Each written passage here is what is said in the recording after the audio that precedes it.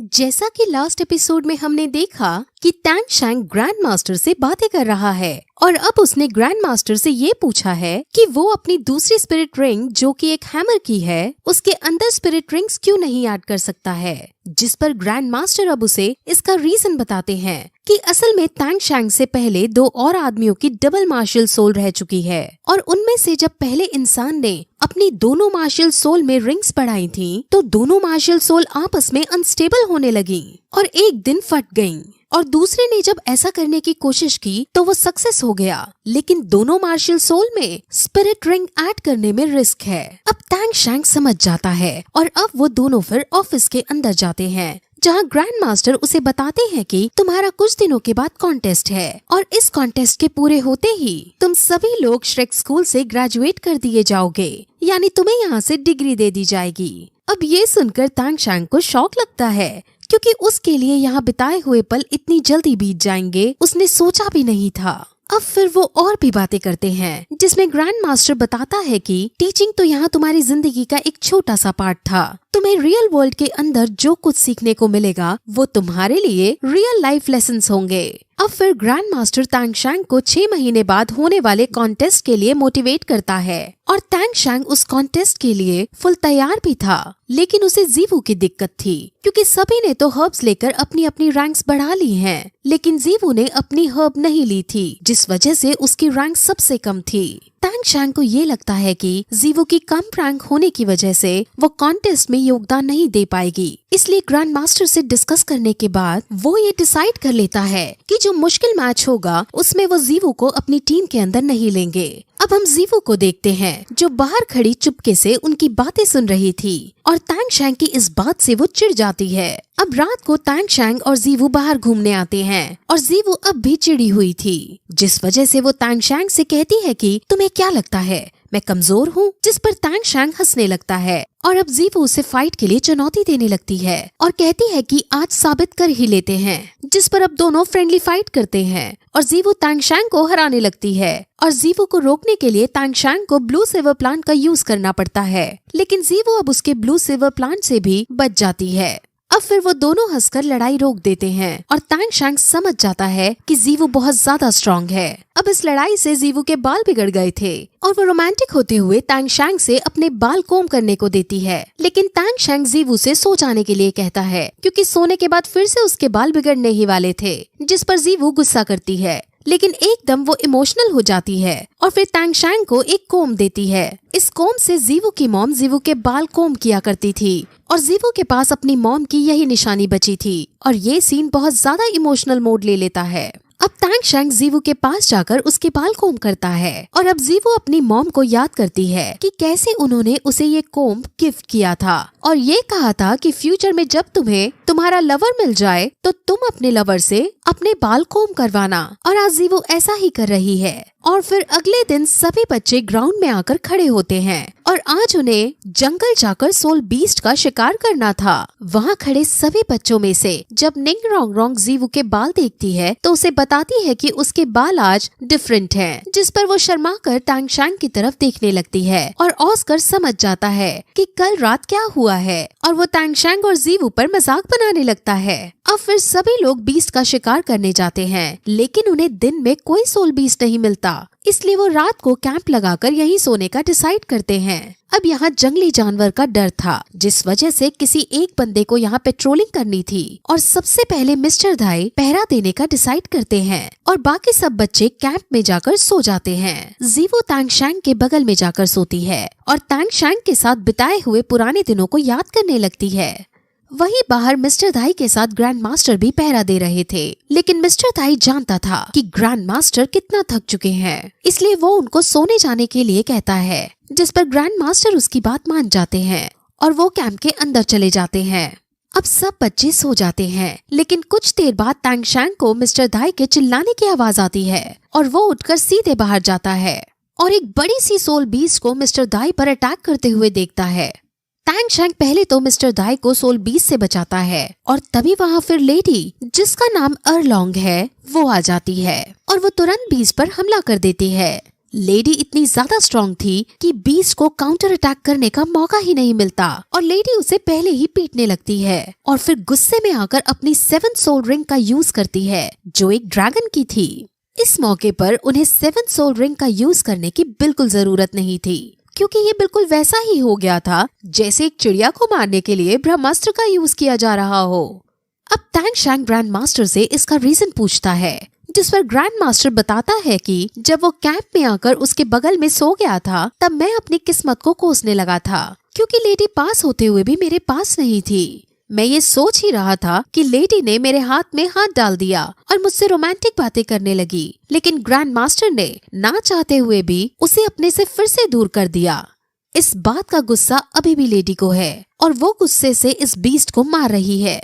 अब बीस्ट भी फिर अपनी ट्रू पोटेंशियल दिखाता है और बहुत ताकतवर वाला फॉर्म ले लेता है, लेकिन अब भी वो लेडी को नहीं हरा पाता और सब बच्चे लेडी से बहुत ज्यादा इम्प्रेस हो जाते हैं। अब फिर मोटू इसकी सोल रिंग लेने का डिसाइड करता है और सोल रिंग लेने लगता है और सुबह सुबह जब बच्चे मोटू को मेडिटेट करता हुआ देखते हैं तो उन्हें पता चलता है कि मोटू ने सोल रिंग को हासिल कर लिया है, लेकिन इसको स्टेबल करने के लिए दीन उसे ट्रेनिंग करवा रहे हैं। अब फिर मोटू की आंख खुलती है और वो अपने आप को स्ट्रॉन्ग हुआ पाता है, लेकिन तभी उसके सामने से लेडी गुजरती है जो अभी भी गुस्से में लग रही थी और उसके आसपास बहुत ज्यादा गुस्से वाला ऑरा निकल रहा था, जिसे देखकर सब बच्चे डर जाते हैं। अब वो फिर आगे बीस्ट को शिकार करने के लिए जाते हैं और रास्ते में वो ये डिस्कस करते हैं कि अगर हम किसी बहुत ताकतवर बीस्ट को मारे लेकिन उसकी स्पिरिट रिंग लेने वाले की उम्र कम है तो बहुत प्रॉब्लम हो सकती है, लेकिन अगर वो सोल बीस्ट खुद मरने के लिए राजी हो और अपनी इच्छा से स्पिरिट रिंग देता है तो सोल बीस्ट चाहे कितना भी पुराना और कितना भी शक्तिशाली क्यों ना हो, एक 30 साल का आदमी भी आराम से उसकी स्पिरिट रिंग को सहन कर सकता होगा। अब फिर वो आगे बढ़ते हैं, जहाँ आगे बढ़ने पर उन्हें बहुत सारे जानवर भागते हुए दिखते हैं। उन्हें पहले तो कुछ समझ नहीं आता, लेकिन तभी वहाँ जहरीली मिस्ट आने लगती है। टैंग शैंग समझ जाता है और सबसे पहले वो सभी को एक पिल देता है जिसका यूज करके वो पॉइजन से अनअफेक्टेड हो जाएंगे। और फिर टैंग शैंग अपनी पर्पल ब्लू डेमन आई से आगे देखता है और उसे वहाँ बहुत सारे सोल बीस्ट दिखाई देते हैं जो कि एक स्कॉर्पियन टाइप थे, यानी वो बहुत जहरीले थे और ये यहाँ पर हजारों की संख्या में है। ये सोल बीस्ट एक बार में 100 इंसानों को खा जाती हैं और ये बहुत ताकतवर सोल बीस्ट हैं। असल में इस ग्रुप का नाम पिंक ग्रुप है और इसके अंदर इनकी महारानी भी है जिसे पिंक लेडी के नाम से जाना जाता है। असल में कल अर्लोंग ने जिस मेल स्कॉर्पियन को मारा था ये पिंक लेडी उसी की वाइफ है और अब आज ये इनसे अपने पति की मौत का बदला लेने आई है। हालांकि इसका जहर इतना स्ट्रॉन्ग नहीं है, लेकिन अगर ज्यादा मात्रा में हम इसे सूंघेंगे तो हमारी मृत्यु हो जाएगी। अर्लोंग अब पिंक लेडी से लड़ने का डिसाइड करती है, लेकिन ग्रैंड मास्टर उसे रोक देता है क्योंकि जोश में आकर कुछ कर देना अच्छी बात नहीं होती। अब क्योंकि टैंग शैंग को पॉइजन के बारे में सबसे ज्यादा नॉलेज थी, इसलिए वो टैंग शैंग से पूछता है कि अब हमें क्या करना चाहिए, जिस पर टैंग शैंग यहाँ से उड़कर चले जाने को ही बेस्ट बताता है और अब सब ऑस्कर का फ्लाइंग सॉसेज खाकर उड़कर जाने लगते हैं, लेकिन पिंक लेडी फिर भी उन पर अटैक करने में कामयाब हो जाती है, जिसके बाद अब अर्लोंग नीचे फाइट करने आती है और वो उन सभी स्कॉर्पियंस को मारने लगती है। अब फिर वहाँ पिंक लेडी भी आती है और उसको देखकर ग्रैंड मास्टर टैंग शैंग और मोटू को आगे भेजते हैं और टैंग शैंग उसे अपने स्पाइडर वेब में फंसाता है और मोटू अपनी 4 स्पिरिट रिंग का यूज करते हुए पिंक लेडी को घायल कर देता है। अब ग्रैंड मास्टर ऑस्कर को इसको मारने के लिए भेजता है ताकि ऑस्कर स्पिरिट रिंग हासिल कर सके और अब ऑस्कर उसको मारकर स्पिरिट रिंग एब्जॉर्ब करने लगता है। अब ऑस्कर फूड ब्रांच का था और अब वो जहरीली स्पिरिट रिंग हासिल कर रहा था और इस पर निंग रोंग रोंग को डाउट होने लगता है और वो ग्रैंड मास्टर से पूछती है कि आपने ऑस्कर को स्पिरिट रिंग लेने के लिए क्यों भेजा, जिस पर ग्रैंड मास्टर बताते हैं कि फूड ब्रांच वाले भले ही सबसे जहरीले जानवर की स्पिरिट रिंग क्यों ना ले लें, वो कभी पॉइजन पैदा नहीं कर सकता। फूड ब्रांच वाला जब जहरीली स्पिरिट रिंग लेता है तो उसके अंदर की सोल पार बदल जाती है और उसकी स्किल्स चेंज हो जाती हैं, यानी उसको बहुत सारी स्किल्स मिलेंगी और उसके सॉसेज के अंदर और ज्यादा स्ट्रेंथ आ जाएगी। ये सुनकर सब बहुत शॉक होते हैं, लेकिन ऑस्कर क्योंकि बड़ी उम्र की 20 से स्पिरिट रिंग ले रहा था इसलिए उसे काफी दर्द हो रहा था। अब डीन फिर मोटू की 4 स्पिरिट रिंग की भी तारीफ करता है और ग्रैंड मास्टर भी उसकी तारीफ में कहता है कि अब मोटू 4th रिंग हासिल करने के बाद मिस्टर धाई से भी ज्यादा पावरफुल हो गया है, लेकिन मोटू की अभी भी एक कमजोरी है। असल में मोटू की अटैकिंग रेंज कम है और उसका फ्लाइंग ड्यूरेशन भी कम है, जिस वजह से जैसे इस बार तांग शैंग ने पहले स्पाइडर वेब में उसको फंसाया था, ऐसे ही हर बार किसी न किसी को मोटू की सहायता के लिए ओपोनेंट को फंसाना पड़ेगा और तभी मोटू उस पर अटैक कर पाएगा। लेकिन मोटू की अपनी भी एक पावर है कि इसका अटैक सबसे स्ट्रॉन्ग है और ये सारे बच्चे अपनी अपनी फील्ड के अंदर जीनियस हैं। अब फिर डीन ग्रैंड मास्टर से उसकी सेकंड मार्शल सोल को ट्रेन करने के बारे में पूछता है, जिस पर ग्रैंड मास्टर बताता है कि तांग शैंग सेकंड मार्शल सोल यानी सेकंड स्पिरिट सोल को सिर्फ तभी ट्रेन करेगा जब उसकी रैंक 80 होगी। और अब फिर वो ये कहता है कि कॉन्टेस्ट के ओवर होने के बाद वो तांग शैंग को सीक्रेट टेम्पल के अंदर ले जाएगा।